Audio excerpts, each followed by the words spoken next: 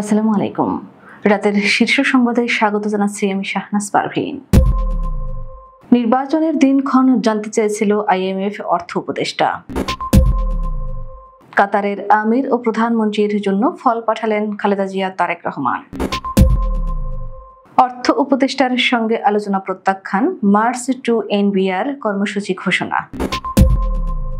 খুলনা মহানগর পুলিশের সদর দপ্তর ঘেরাও, ফটকে তালা। মোবাইল বন্ধ করে আত্মগোপনে গিয়েছিলেন হাবিবুল আউয়াল। প্রধানমন্ত্রী পদে 10 বছরের বেশি নয়, সিদ্ধান্তে একমত বিএনপি। শেখ হাসিনার সেই পিয়নের ব্যাংক হিসাব ও সঞ্চয়পত্র অবরুদ্ধ। শুক্র শনি খোলা থাকবে দক্ষিণ সিটি কর্পোরেশন, চালু থাকবে নাগরিক সেবা। 110 ভারতীয় নাগরিককে পুশ ইন করেছে বিএসএফ। সাবেক এমপি বেনজিরের ফ্ল্যাট ও জমি জব্দ, বিনিয়োগ অবরুদ্ধ। নাম পরিবর্তন হলেও আগের প্যাডেই চলছে বিএমইউর প্রেসক্রিপশন। বঙ্গোপসাগরে লঘুচাপ 3 বন্দরে সতর্কতা।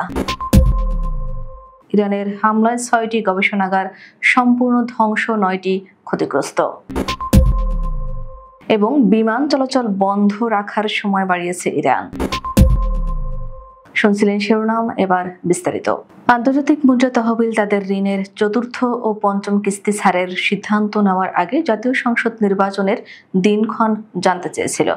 বুধবার সরকারি ক্রয় সংক্রান্ত উপদেষ্টা কমিটির বৈঠক শেষে সাংবাদিকদের একথা জানিয়েছেন অর্থ উপদেষ্টা সালেউদ্দিন আহমেদ।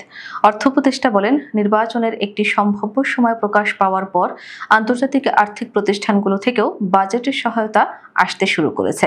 গত সোমবার আইএমএফ এর নির্বাহী বোর্ড ঋণের চতুর্থ ও পঞ্চম কিস্তি মিলিয়ে 133 কোটি 70 লাখ ডলার ছাড় করার অনুমোদন দেয়। 470 কোটি ডলারের এই ঋণ কর্মসূচির 2 কিস্তির টাকা বেশ কিছুদিন ধরে আটকে ছিল শর্ত পূরণ না হওয়ার কারণে। কাতারের আমির ও দেশটির প্রধানমন্ত্রীর জন্য উপহার হিসেবে বিএনপির চেয়ারপারসন খালেদা জিয়া এবং দলটির ভারপ্রাপ্ত চেয়ারম্যান তারেক রহমানের পক্ষ থেকে বাংলাদেশের মৌসুমি ফল পাঠানো হয়েছে। বিএনপির পক্ষ থেকে জানানো হয়েছে, কাতারের আমির Sheikh Tamim bin Hamad Al Thani ও প্রধানমন্ত্রী শেখ মোহাম্মদ বিন আবদুল্লাহ রহমান আল থানির উদ্দেশ্যে এ উপহার পাঠানো হয়েছে। বিশেষত খালেদা জিয়ার লন্ডনে চিকিৎসার জন্য কাতারের পক্ষ থেকে বিশেষ এয়ার অ্যাম্বুলেন্স পাঠানোর প্রতি কৃতজ্ঞতা প্রকাশ করে সৌজন্যমূলক এ উপহার পাঠানো হয়েছে। বুধবার বাংলাদেশ সময় বিকেল 3টার দিকে দোহায় কাতারের পররাষ্ট্র মন্ত্রণালয়ে উপহারের এ ফল পৌঁছে দেওয়া হয়। উপহারের ফল হস্তান্তর করেন বিএনপি চেয়ারপারসনের উপদেষ্টা পরিষদের সদস্য ডাক্তার এনামুল হক চৌধুরী। এ সময় আরো উপস্থিত ছিলেন কাতারে নিযুক্ত বাংলাদেশের রাষ্ট্রদূত মোহাম্মদ নজরুল ইসলাম এবং কাতার বিএনপির সাধারণ সম্পাদক শরীফুল হক সাজু। অর্থ উপদেষ্টার সঙ্গে আগামীকালের আলোচনা প্রত্যাখ্যান করেছে জাতীয় রাজস্ব বোর্ড সংস্কার ঐক্য পরিষদ। একই সঙ্গে দাবি আদায় আগামী 18 জুন লাগাতার কমপ্লিট শাটডাউনের পাশাপাশি মার্চ টু এনবিআর কর্মসূচি ঘোষণা করা হয়েছে। বুধবার রাজধানীর আগারগাঁওয়ে এনবিআর এর প্রধান কার্যালয়ে এক সংবাদ সম্মেলনে এমন ঘোষণা দেওয়া হয়েছে। এ সময় এনবিআর ঐক্য পরিষদের সভাপতি অতিরিক্ত কমিশনার হাসান মাহমুদ তারেক, রিকাবদার ও অতিরিক্ত কর কমিশনার মোনালিসা শাহরিন, সুস্মিতা সহ আরও নেতৃবৃন্দ উপস্থিত ছিলেন। খুলনায় এক উপপরিদর্শককে মারধর করে পুলিশের হাতে তুলে দেওয়া হয়। পরে পুলিশের ওই কর্মকর্তাকে ছেড়ে দেওয়ার প্রতিবাদে বিক্ষোভ করেছে একদল লোক। বৈষম্য বিরোধী ছাত্র আন্দোলনের নেতাদের ডাকে এই বিক্ষোভ চলছে। বুধবার দুপুর থেকে খুলনা মহানগর পুলিশের সদর দপ্তর ঘেরাও করেন বিক্ষোভকারীরা। এক পর্যায়ে তারা মূল ফটকে তালা লাগিয়ে দেন এবং সড়কে টায়ারে আগুন ধরিয়ে দেন। বেলা 2টার দিকে মিছিল নিয়ে কেএমপি সদর দপ্তরের সামনে অবস্থান নেন তারা। এ সময় আন্দোলনকারীরা রাস্তার দুই পাশে বন্ধ করে নানা স্লোগান দিতে থাকেন। গ্রেফতার এড়াতে নিজ বাসা ছেড়ে মগবাজারে একটি বাসায় আত্মগোপন করেছিলেন সাবেক প্রধান নির্বাচন কমিশনার কাজী হাবিবুল আউয়াল। রোববার রাজধানীর শেরেবাংলা নগর থানায় বিএনপির পক্ষ থেকে মামলা দায়েরের রাতেই সাবেক প্রধান নির্বাচন কমিশনার KM নুরুল হুদাকে গ্রেফতার করে পুলিশ। এরপরে তিনি সব ধরনের যোগাযোগ বিচ্ছিন্ন করে আত্মগোপনে যান।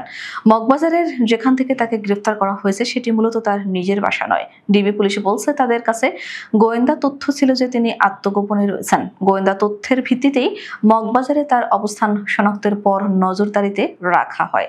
নজরদারির মধ্যে ডিবি পুলিশের একটি দল তাকে গ্রেফতার করে। একজন ব্যক্তি টানা 10 বছরের বেশি প্রধানমন্ত্রী পদে দায়িত্ব পালন করতে পারবেন না। সংবিধানে এমন বিধান যুক্ত করার বিষয়ে একমত হয়েছে বাংলাদেশ জাতীয়তাবাদী দল। বুধবার এ তথ্য নিশ্চিত করেছেন দলটির স্থায়ী কমিটির সদস্য সালাউদ্দিন আহমেদ। এদিকে সংস্কারের আরেক মৌলিক বিষয় সাংবিধানিক বিভিন্ন প্রতিষ্ঠানে নিয়োগ দেওয়ার জন্য জাতীয় সাংবিধানিক কাউন্সিলের মতো প্রতিষ্ঠান গঠনের সঙ্গে দলটি একমত নয়। এটিকে সংবিধানের সঙ্গে সাংঘর্ষিক বলে মনে করছেন বিএনপির শীর্ষ নেতারা। মঙ্গলবার রাতে দলটির স্থায়ী কমিটির বৈঠকে এই সিদ্ধান্ত নেওয়া হয় বলে বৈঠক সূত্রে জানা যায়। গুলশানে বিএনপি চেয়ারপারসনের রাজনৈতিক কার্যালয়ে অনুষ্ঠিত বৈঠকে লন্ডন থেকে ভার্চুয়ালি সভাপতিত্ব করেন দলের ভারপ্রাপ্ত চেয়ারম্যান তারেক রহমান। জ্ঞাত আয় বহির্ভূত সম্পদ অর্জনের অভিযোগে দুদকের করা মামলার আসামি ক্ষমতাচ্যুত প্রধানমন্ত্রী শেখ হাসিনার সাবেক ব্যক্তিগত সহকারী মোহাম্মদ জাহাঙ্গীর আলমের 2টি ব্যাংক হিসাব ও একটি সঞ্চয়পত্রের 1,14,75,329 টাকা অবরোধের আদেশ দিয়েছেন আদালত। বুধবার ঢাকার মেট্রোপলিটন সিনিয়র স্পেশাল জজ জাকির হোসেন গালিবের আদালত দুদকের আবেদনের পরিপ্রেক্ষিতে এ আদেশ দেন। দুদকের পক্ষে সহকারী পরিচালক পিয়াস পাল অবরোধের আবেদন করেন। দুদকের সহকারী পরিচালক তানজির আহমেদ এ তথ্য নিশ্চিত করেন। ঢাকা দক্ষিণ সিটি কর্পোরেশনের নগর ভবন ও আঞ্চলিক কার্যালয়গুলো আগামী শুক্রবার ও শনিবার খোলা থাকবে। এই 2 দিন নাগরিকদের জন্য সব ধরনের সেবা চালু রাখার সিদ্ধান্ত নিয়েছে দক্ষিণ সিটি কর্পোরেশন। মঙ্গলবার রাতে ডিএসসিসির পক্ষ থেকে পাঠানো এক বিজ্ঞপ্তিতে এ তথ্য জানানো হয়। এর আগে সোমবার দীর্ঘদিন বন্ধ থাকার পর নগর ভবনের প্রধান ফটক খুলে দেওয়া হয়। একই সঙ্গে পুনরায় চালু হয় নাগরিক সেবা কার্যক্রম। তবে নগর ভবনের সামনে ইশরাক হোসেন পন্থী কর্মচারীদের অবস্থান কর্মসূচি এখনো চলমান রয়েছে। দেশের বিভিন্ন সীমান্ত দিয়ে ভারতীয় সীমান্তরক্ষী বাহিনী বিএসএফ কর্তৃক পুশিন থামছেই না। প্রায় প্রতিদিনই বিভিন্ন সীমান্ত দিয়ে মানুষে ঠেলে দেওয়া হচ্ছে। মঙ্গলবারও বাংলাদেশের সিলেট, সুনামগঞ্জ ও লালমনিরহাট সীমান্ত দিয়ে 46 জনকে পুশিন করেছে বিএসএফ।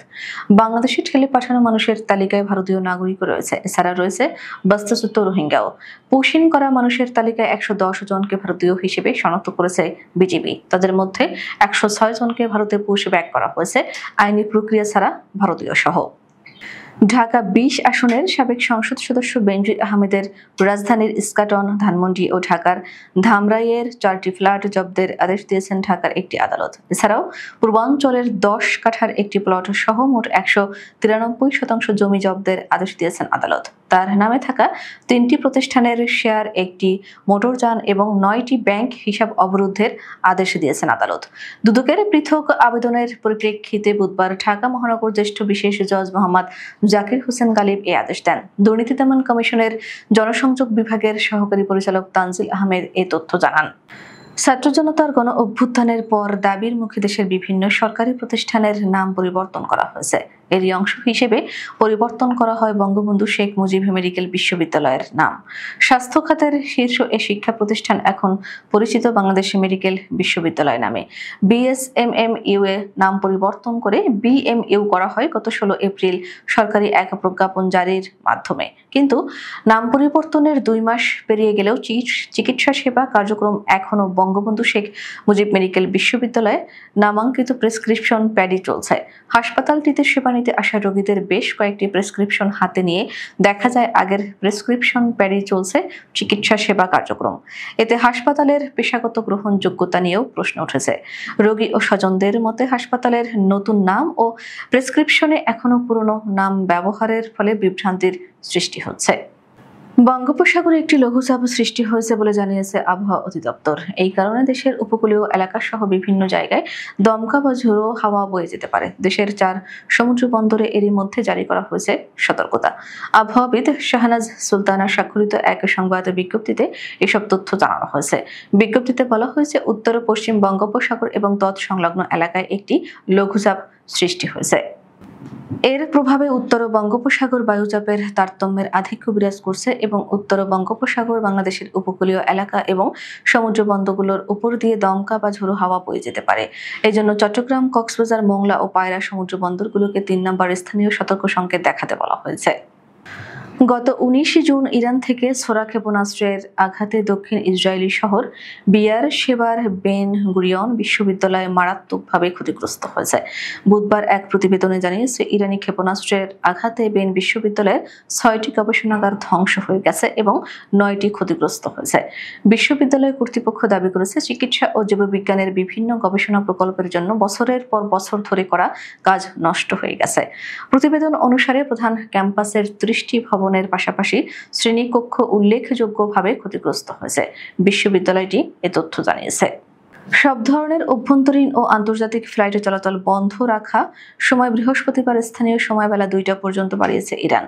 বুধবার ইরানের আধা সরকারি মেহের সংবাদ সংস্থা এ তথ্য জানিয়েছে। তারা ইরানের সড়ক ও শহর উন্নয়ন মন্ত্রীর মুখপাত্র মাজিদ আখাভানকে উদ্ধৃত করেছে। এক প্রতিবেদনে বলা হয়েছে, মাজিদ আখাভান বলেছেন, পরবর্তী নির্দেশ না দেওয়া পর্যন্ত কোনো এয়ারলাইন্স বা তাদের এজেন্টরা টিকিট বিক্রি করতে পারবে না। আমাদের পরবর্তী আগামীকাল দুপুরের শীর্ষ সংবাদ দেখার আমন্ত্রণ জানিয়ে এখনকার মতো বিদায় নিচ্ছি।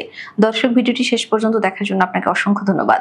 নিত্য নতুন সংবাদ পেতে আমাদের ইউটিউব চ্যানেলটি সাবস্ক্রাইব করুন, নিয়মিত নোটিফিকেশন পেতে বেল বাটনে ক্লিক করুন এবং আমাদের ফেসবুক পেজটিতে লাইক করুন। এছাড়াও আমাদের ভিডিওতে লাইক দিয়ে শেয়ার করুন। আল্লাহ হাফেজ।